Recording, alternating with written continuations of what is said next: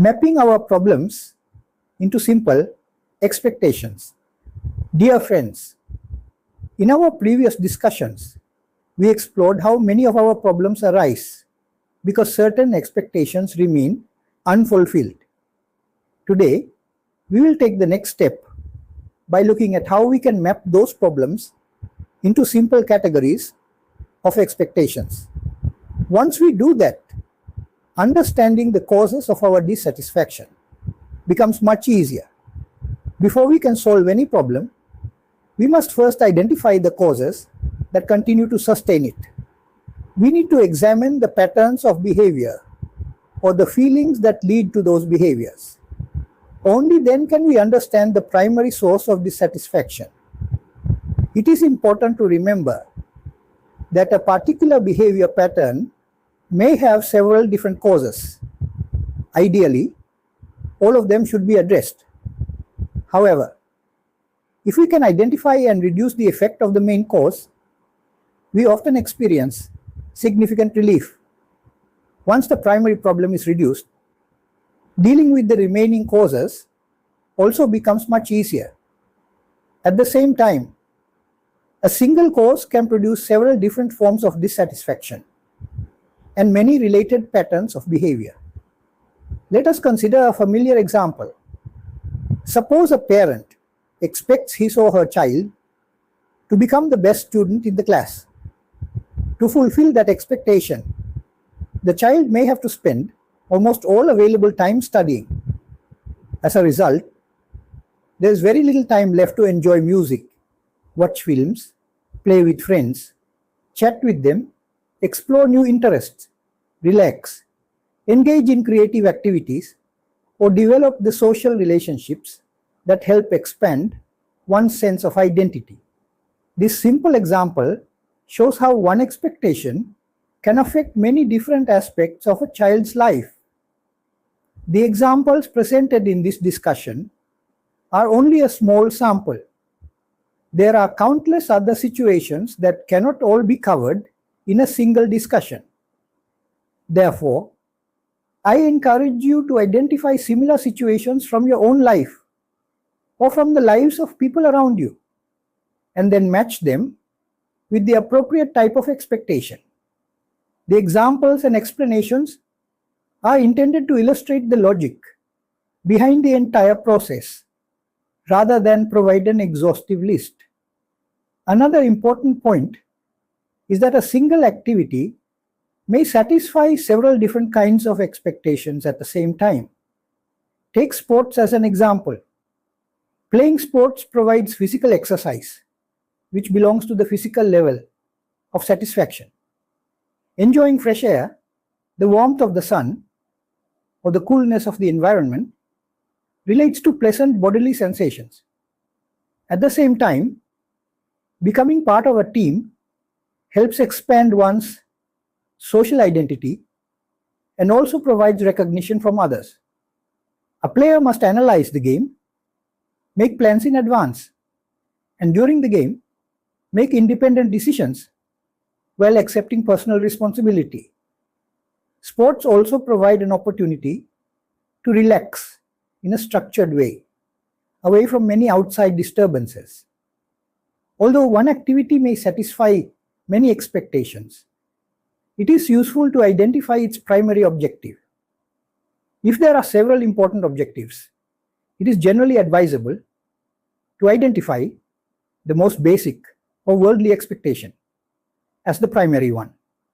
For example, if someone plays sports both to develop teamwork and to become famous, becoming famous should be considered the primary expectation because it represents the more worldly objective, whereas expanding one's sense of self through teamwork belongs to a higher level of development. Interestingly, this method has similarities to the well-known approach proposed by the sociologist Abraham Maslow. Although modern human resource management has modified some aspects of his work, the basic idea of arranging human needs into different levels remains useful even today. It is also worth noting that the categories of dissatisfaction discussed in ancient philosophy continue to apply remarkably well to the expectations of children living in the modern world. The first three levels of human expectations are relatively simple, and we will briefly examine them. The first category is the physical level of expectations that may remain unfulfilled. These may arise due to external reasons. Examples include the lack of basic necessities, such as food, water, clean air, shelter, clothing, medicine, and healthcare. Safety needs may not be fulfilled because of threats such as child abuse. There may be a lack of money or wealth. Children may not have access to equipment such as computers, mobile phones, cameras, or musical instruments. Some may lack adequate personal space, such as large rooms. Others may desire more or better clothing, or even luxury vehicles. Physical expectations may also remain unfulfilled because of internal factors. These include one's physique, physical strength, appearance, good health, memory, analytical ability, and artistic skills. The second category relates to opportunities to experience pleasant sensations through the eyes, ears, nose, tongue, and body. These opportunities may be limited because suitable equipment or internet connectivity is unavailable for enjoying music or downloadable videos. In many cases, this expectation is also connected with physical resources. Family rules based on culture or lifestyle may restrict such activities. Parents may place greater emphasis on studies, household responsibilities, or family obligations, leaving less time for recreation. Opportunities may also be restricted because parents or teachers impose certain conditions to provide greater safety. Finally, school traditions and commitments may leave children with very little free time for these enjoyable experiences. The third category concerns opportunities to develop social standing in areas of personal interest, such as sports teams, clubs, societies, or friendship groups. Children may experience discrimination because of wealth, appearance, skin color, physical stature, strength, ethnic background, or social class. Family restrictions based on financial circumstances, cultural traditions, social status, or concerns about safety may also limit opportunities to associate freely with others. Some children may avoid social interaction because previous experiences have reduced their self-confidence, or because they naturally have an introverted personality. Others may simply feel different from those around them, creating an internal barrier to social acceptance.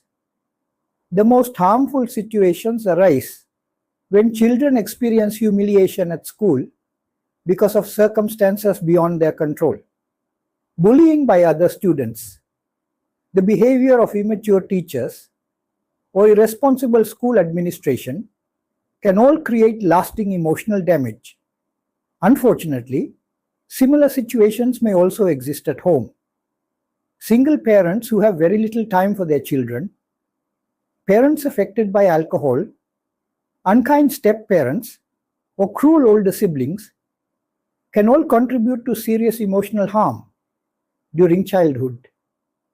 Although today's discussion has focused mainly on school-going children to keep the presentation simple, these three levels of expectations can also be identified in many other social groups.